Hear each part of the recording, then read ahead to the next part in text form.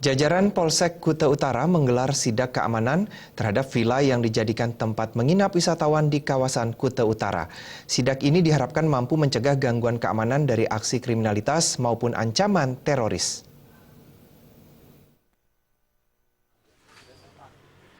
Satu persatu petugas kepolisian mendatangi villa-villa yang dijadikan tempat menginap wisatawan di kawasan Kuta Utara. Kedatangan petugas untuk mengecek situasi keamanan di kawasan villa dengan mengecek izin operasional villa, mendata jumlah penghuni serta kelengkapan keamanan villa. Kanit Intelkam Polsek Kuta Utara Ibtu Ketut Budiana mengatakan, sidak ini dilaksanakan sebagai dampak dari indikasi menjamurnya villa termasuk villa ilegal.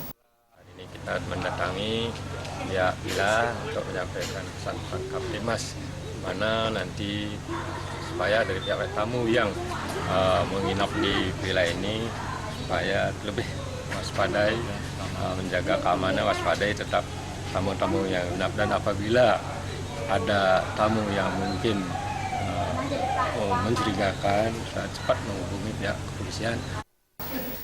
Sidak ini akan dapat memudahkan pemantauan situasi keamanan dan menjalin komunikasi aparat dengan pengelola villa. Selain juga dapat mempersempit ruang gerak aksi kriminalitas dan teroris agar keamanan tetap terjaga. Raiswantara dan Jo